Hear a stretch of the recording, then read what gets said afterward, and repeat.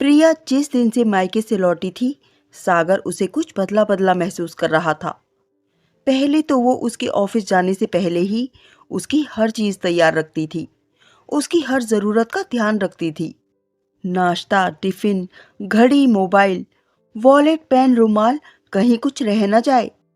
वो नहा कर निकलता तो धुले व प्रेस किए कपड़े, पॉलिश किए जूते उसे तैयार मिलते।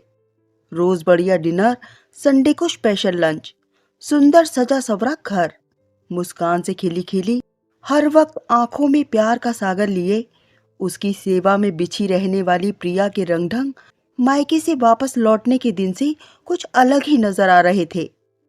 अब उसे कोई चीज टाइम पर अपनी जगह पर नहीं मिलती। वो पूछता तो तुरंत उल्टा जवाब मिल जाता कि कुछ खुद भी कर लिया करो, मैं अकेली कितना करूं। प्रिया का यह बदला व्यवहार देखकर सागर अपने दिमाग के घोड़े इधर उधर दौड़ाने लगा था।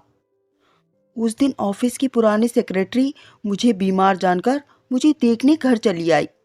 कहीं इस वजह से प्रिया को कुछ गलत फील तो नहीं हो गया, या फिर प्रिया की नई भाभी पारुल ने तो कहीं उसे पट्टी पढ़ाकर नहीं भेजा।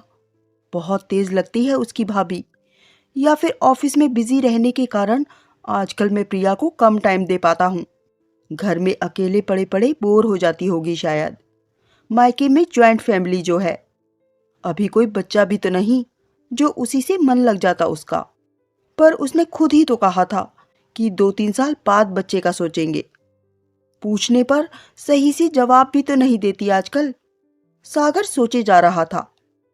सागर, मैंने खाना बना दिया है, निकाल कर खा लेना, बाकी फ्रिज में रख देना। और मुझे शायद आने में देर हो जाए, फ्रेंड के घर किट्टी पार्टी है, मैं वहां जा रही हूं। प्रिया का सपाट स्वर सुनाई दिया। संडे को कौन किट्टी पार्टी रखता है? एक ही दिन तो सभी जेंट्स घर पर होते हैं। और हम जो रोज घर में पड़ी रहती हैं, उनका क्या? कल से तुम्हारे कपड़े बेड पर फैले हैं, उन्हें समेट कर रख लेना। मेरी समझ नहीं आता, मेरे लिए क्यों छोड़कर जाते हो? प्रिया ने नाराजगी से कहा और धड़ाम से दरवाजा बंद कर चली गई। सागर सोचने लगा कि वो पहले भी तो यूं ही सब छोड़ जाता था। तब तो प्रिया उसके सारे काम खुशी खुशी कर देती थी। तो अब उसने ऐसा क्या कर दिया जो प्रिया उससे रूठी रूठी रहने लगी है? ठीक है, वो उस पर अब और बर्डन नहीं डालेगा।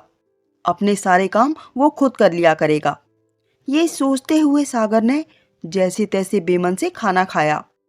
प्रिया का बनाया खाना बेस्वाद तो कभी नहीं बना, भले ही खिचड़ी बनाए।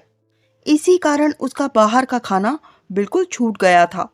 पर अब तो कभी नमक ज्यादा तो कभी कम, कच्ची सब्जी, जली जली रोटियां। हुआ क्या है उसे? वो हैरान था। उसकी समझ में कुछ नहीं आ रहा था। सागर और प्रिया की शादी को अभी सिर्फ 1 साल ही हुआ था। ये 1 साल बहुत ही खूबसूरती से बीता था। दोनों एक दूसरे के साथ बेहद खुश थे और एक दूसरे का बहुत ख्याल रखते थे। अभी 1 महीने पहले ही प्रिया अपने मायके रहने गई और अब जब 1 महीना मायके में रहकर वहां से लौटी है तो उसका व्यवहार बहुत अजीब हो गया है। सागर ये सब सोचते हुए मन ही मन बुदबुदाया कि चल बेटा, हॉस्टल डेज याद कर और आज कुछ अच्छा सा बना डाल अपनी प्रिया को खुश करने के लिए। जब तक वो घर लौटे बढ़िया सा डिनर तैयार कर ले उसके लिए। हमेशा वही खाना बनाती है, मुझे भी तो उसके लिए कभी कुछ करना चाहिए। फिर उसे याद आया कि प्रिया को आमिर खान पसंद है, इसीलिए पहले दंगल मूवी के टिकट बुक करा लिए जाएं, नाइट शो के। फिर उसने ऑनलाइन टिकट बुक किए और बड़ी मेहनत से दोनों की पसंद का खाना तैयार किया। प्रिया आई तो उसकी कोशिशें देखकर मन ही मन बहुत खुश हुई, पर बाहर से अपनी खुशी को जाहिर नहीं होने दिया। यही तो चाहने लगी थी अब वो कि सागर किसी भी बात के लिए उस पर निर्भर ना रहे। आकर उसने करी को थोड़ा सा ठीक किया। डिनर भी चुपचाप हो गया। मूवी में भी प्रिया चुप चुप ही रही। उसकी चुप्पी सागर को अखरने लगी थी, इसलिए बोला, कोई बात है प्रिया तो मुझे बताओ, मुझसे कुछ गलत हो गया है क्या, या मेरा साथ अब तुम्हें अच्छा नहीं लगता? उसकी बात का जवाब देने की बजाय प्रिया रूखे स्वर में बोली। जब तुम हिंदी मूवी पसंद नहीं करते हो तो मेरी पसंद के टिकट नहीं लाने चाहिए थे। अच्छा होता कि तुम अपने दोस्तों को लेकर कोई अपनी पसंद की इंग्लिश मूवी एंजॉय करते। जबरदस्ती मेरे कारण हिंदी मूवी देखने की क्या जरूरत है। उसकी बात सुनकर सागर उसका चेहरा देखता रह गया कि जो प्रिया रात दिन उसे दोस्तों के साथ न जाने और अपने साथ ही हिंदी मूवी देखने की जिद करती थी, वही आज उल्टी बात कर रही है। क्यों उससे कट रही है प्रिया? क्या किसी और के लिए दिल में जगह बना ली है? फिर उसने सिर झटका कि ऐसा वो सोच भी कैसे सकता है। उसे दीवानों की तरह चाहने वाली प्रिया ऐसा कभी नहीं कर सकती। वो चाहती है ना कि सागर अपने सारे काम खुद करे, तो वो करेगा। तब तो खुश होगी वो। तब उसे अपनी पहले वाली प्रिया वापस मिल जाएगी। 2-3 महीने में सागर ने खुद को काफी बदल लिया। अपने कपड़े हर संडे धो डालता, कुछ खुद प्रेस करता, कुछ बाहर से करवा लेता। घड़ी, वॉलेट, मोबाइल, चार्जर, एक एक चीज ध्यान से रख लेता। प्रिया को इसके लिए परेशान नहीं करता। पेट भरने लायक खाना भी उसे बनाना आ गया था। ऑफिस जाने से पहले अपना कमरा ठीक करके जाता। अब तो खुश हो प्रिया? वो पूछता तो प्रिया हौले से मुस्कुरा देती, पर अंदर से उसे अपने कामों को खुद करता देख उसका दिल बहुत दुखता। पर वो ऐसा करने के लिए मजबूर थी। सागर, इंग्लिश की नई मूवी लगी है, जाओ अपने दोस्तों के साथ देख आओ। प्रिया, तुम मुझे ऐसे अपने से दूर क्यों कर रही हो? मैं समझ ही नहीं पा रहा हूं कि ये कैसी खुशी है तुम्हारी। क्या मुझे तुम अपने लायक नहीं समझती अब? सागर, तुम तो लायक हो, और तुम्हारे लिए वो लाली मौसी ने सही लड़की चुनी थी। उनकी ननद की बेटी संजना, बिल्कुल तुम्हारे लिए हर तरह से सही मैच। उसने अभी तक शादी नहीं की। मेरी वजह से उससे तुम्हारा रिश्ता होते होते रह गया। लाली मौसी इसी कारण अभी तक नाराज हैं। उनकी नाराजगी तुम दूर कर सकते हो तो बताओ। कहाँ इतनी पुरानी बात को लेकर बैठ गई तुम? हम दोनों ने एक दूसरे को पसंद किया, प्यार किया, शादी की। अब वो पुरानी बातें कहाँ से आ गई? अच्छा, ऑफिस के लिए देर हो रही है, मैं निकलता हूँ, शाम को बात करते हैं, रिलैक्स। और फिर हमेशा की तरह बाहर निकलते हुए सागर ने उसके माथे को चूम लिया। फिर बोला, प्रिया, तुम कुछ भी कर लो, कुछ भी कह लो, पर मैं तुम्हें प्यार करता हूँ और हमेशा करता रहूंगा। सी यू हनी। कहते हुए वो ऑफिस चला गया। यही तो मैं अब नहीं चाहती सागर, तुम्हें कुछ कह भी तो नहीं सकती। ये बुदबुदाते हुए प्रिया देर तक रोती रही। कल ही उसे मुंबई के लिए निकलना था, कभी वापस ना लौटने के लिए। उसने अपने आप को किसी तरह संभाला और छोटे से बैग में अपना सामान पैक कर लिया। सागर आया तो उसे बताने की हिम्मत नहीं हुई। सागर ने प्रिया का परेशान चेहरा देखा तो बोला, तुम्हारी तबीयत ठीक नहीं लग रही है प्रिया? फिर वो कभी पानी, कभी चाय, तो कभी कॉफी बनाकर लाता, कभी उसका माथा सहलाता। डॉक्टर को बुलाऊं क्या? सागर ने प्रिया को ज्यादा बेचैन देखकर कहा तो वो बोली, कुछ नहीं, थोड़ा सिर दर्द है, सुबह तक ठीक हो जाएगा, तुम अब सो जाओ। मगर सागर माना नहीं। तेल की शीशी उठा लाया। शीशी खोली तो उसका ढक्कन फिसलकर बेड के नीचे पहुंच गया। वो ढक्कन उठाने के लिए झुका तो पैक्ड बैग नजर आया। अरे, ये बैग कैसा है? कौन जा रहा है?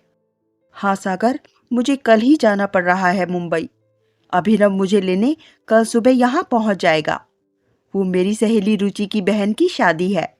उसका कोई है नहीं, घबरा रही है, डिप्रेशन में अस्पताल में दाखिल भी रही। सारी तैयारी करनी है, इसीलिए माँ से रिक्वेस्ट की कि अभी को भेजकर मुझे बुला लें।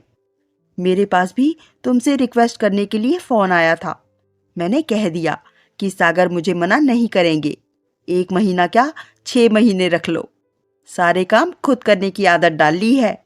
अब सागर को कोई परेशानी नहीं होगी अकेले। सही है ना? कहते हुए वो हल्के से मुस्कुराई। पर इतना प्यार करने वाले पति सागर से सब मनगढ़ंत कहने के लिए मजबूर वो अंदर तक हिल गई। मगर कितने दिन? मैं अकेली कैसे? कुछ बताया तो होता मुझे। अकेले की आदत तो डाल ही लेनी चाहिए। हर तरह से आत्मनिर्भर होना चाहिए। अचानक कोई चल पड़े तो रोता ही फिरे दूसरा, कुछ कर ही ना पाए। ये कहते हुए वो हंसी थी। चुप करो, कैसी बेसिर पैर की बातें कर रही हो? जा रही हो तो मैं तुम्हें नहीं रोक रहा। कब लौटोगी ये बताओ। शादी के लिए 10 दिन बहुत है। 1 महीना जाकर क्या करोगी? पर ठीक है, जाओ। हर दिन मुझे फोन करोगी। चलो अब सो जाओ। रात बेचैनी से करवटें बदलते बीत गई। अगले दिन सुबह 8 बजते ही प्रिया का भाई अभिनव आ गया। कहाँ हो दीदी? अभी उठी नहीं। कल तबीयत कुछ ठीक नहीं थी उसकी। कुछ अजीब सी बातें कर रही थी, इसलिए अभी उठाया नहीं। सागर ने बताया।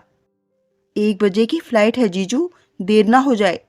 हाँ, मैं उसे उठाने जा ही रहा था। मुझे रात को ही मालूम हुआ। चाय बन गई है, तुम उसे उठाओ, मैं चाय डाल कर लाता हूँ। दीदी उठो, मैं आ भी गया। चलना नहीं है क्या? देर हो जाएगी। अभिनव ने प्रिया को जगाया। जितनी देर होनी थी वो हो चुकी है अभी। अब और देर क्या होगी? कहते हुए प्रिया उठ बैठी। क्यों नहीं आप वहां रुकी इलाज करवाने? कोशिश तो की ही जा सकती थी। क्यों नहीं बताने दिया जीजू को? छोटा भाई अभिनव उसके कंधे पकड़कर लाचारगी से बैठ गया। उसकी आंखों में आंसू झलकने लगे। वक्त बहुत कम था मेरे पास, कितना इलाज हो पाता? तुझे तो पता ही है, तेरे जीजू को तैयार भी तो करना था मेरे बिना रहने के लिए। तू शांत हो जा बस। प्रिया उसके आंसू पोंछने लगी, जो रुक ही नहीं रहे थे। जब सागर के कदमों की आहट कमरे की ओर आने लगी, तो अभिनव ने झट से अपने आंसू दोनों हाथों से पोंछ डाले और सामान्य दिखने की कोशिश करने लगा। प्रिया जाते जाते सागर को ठीक से रहने खाने की तमाम हिदायतें दिए जा रही थी। ज्यादा फोन मत करना, वरना सब मुझे छेड़ेंगे कि सागर तेरे बिना रह ही नहीं पाएगा। ठीक है प्रिया, अब उदास परेशान मत हो। तुम्ही ने तो लंबा प्रोग्राम बनाया है। दोस्त के यहाँ शादी में जा रही हो, खुशी खुशी जाओ। मेरी चिंता बिल्कुल छोड़ दो, मैं सब मैनेज कर लूंगा। ठाठ से रहूंगा, देखना। एयरपोर्ट से अंदर जाने के लिए प्रिया ने सागर का हाथ छोड़ा तो लगा कि उसकी सारी दुनिया ही छूट गई। सागर को आखिरी बार जी भरकर देख लेना चाहती थी वो। बड़ी मुश्किल से अपने को संभाला और हौले से बाय कहा। मुस्कुराकर हाथ हिलाया और फिर झटके से चेहरा घुमा लिया। आंखों में उमड़ते बादलों को बरसने से रोक पाना उसके लिए मुश्किल था। प्रिया को मुंबई गए हुए 2 दिन ही बीते थे कि ऑफिस में सागर को पता चला कि उसकी अगले फ्राइडे को मुंबई में मीटिंग है। ये सुनकर वो खुशी से उछल पड़ा। उसने 2-3 बार ट्राई किया कि प्रिया को बता दे, पर फोन नहीं मिला। फिर उसने सोचा कि अचानक जाकर उसे सरप्राइज देगा। मुंबई पहुंचते ही सागर ने अभिनव से कहा, फोन ही नहीं मिल रहा प्रिया का। यहाँ मेरी मीटिंग है आज 3 बजे। सोच रहा हूँ प्रिया को सरप्राइज दूं। उसकी सहेली रुचि का पता जल्दी से बता अभिनव।